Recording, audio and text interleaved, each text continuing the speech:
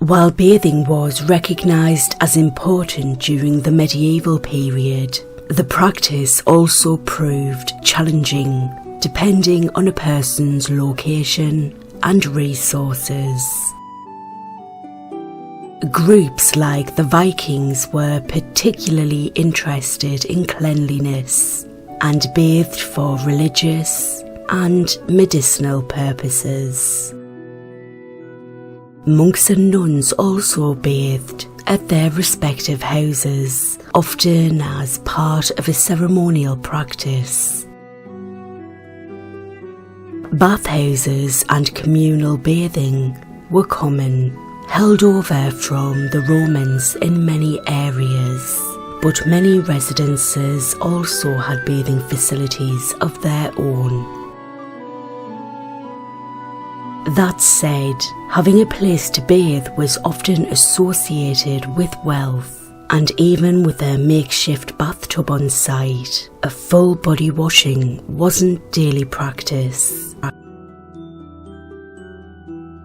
Commoners were more likely to bathe in springs, streams, and other water sources near their homes.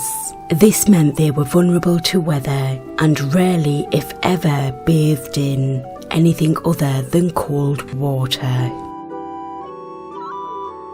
While full-body baths were somewhat infrequent, medieval folk did recognise the importance of clean hands and a clean face. Hands were washed before and after meals, given how much food was consumed without utensils. Those dining at elaborate medieval residences were required to clean their hands upon entry. An aquamantle, a hand-washing basin whose name derives from the Latin words for water and hand, could be both decorative and practical, and often featured elaborate animal imagery. Soap may have been used, but the entire hand-washing process often consisted merely of a quick rinse and dry. The regularity in which women bathed during the medieval period varied, but hair washing took place more often. This was often a task reserved for Saturdays. Women washed their hair to rinse away all the dust and grime that may have accumulated through the course of their past week's labours. Peasants and commoners may have washed their hair less often, but regardless of regularity, the process was very involved and may have required assistance. If available, a pseudo shampoo made from oils, herbs and minerals was applied and rinsed out. Soap was made from a variety of substances during the medieval period. A mixture of lime and salt was often used to form an alkaline substance, and other recipes included potash from wood ashes mixed with lard or oil.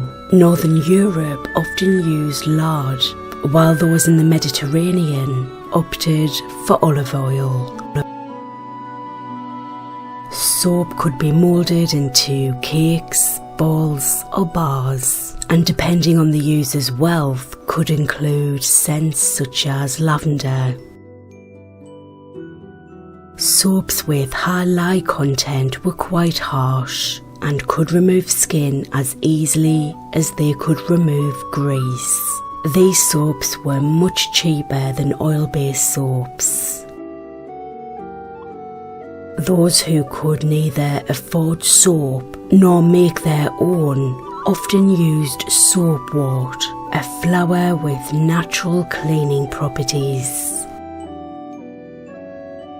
Bathing in public, whether in a stream or at a bathhouse, was performed as a communal activity. Even private bathing involved other people during the medieval period. The process of preparing a bath for a medieval castle dweller involved someone hauling water from a nearby water source, and once enough water was poured into the tub, it had to be heated. The importance of clean teeth and fresh breath didn't go unnoticed in the medieval world. Picking food out of one's teeth was accomplished with whatever was on hand, but the earliest toothbrushes were made from twigs, particularly hazel, with one end wrapped in cloth. As an alternative for brushing, some people clean their teeth by chewing on mallow, which are plants that grow in marshy areas. People also chewed on mint leaves or fennel and anise seeds, and rinsed their mouths with water or wine mixed with vinegar.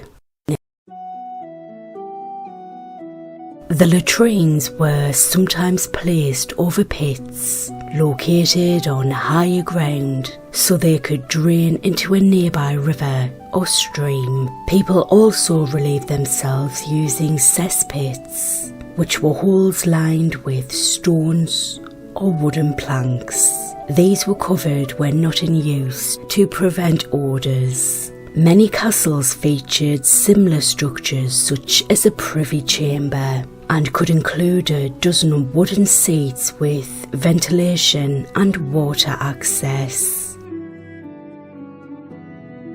Visiting the local barber, who was also usually the local surgeon and dentist, was preferable to removing one's own facial hair with a sharp blade.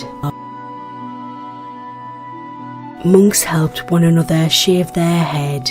Shaving took place at specific times of the year and was sometimes done communally, although a monk in need of purification may have been shaved more often.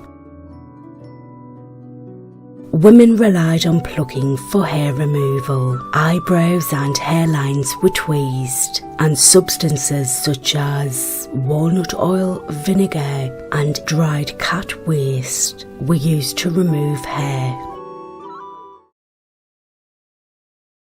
And this concludes the video. Thank you very much for watching. If you enjoyed this, please click the like button, give it a thumbs up, and please subscribe for future videos. Thank you.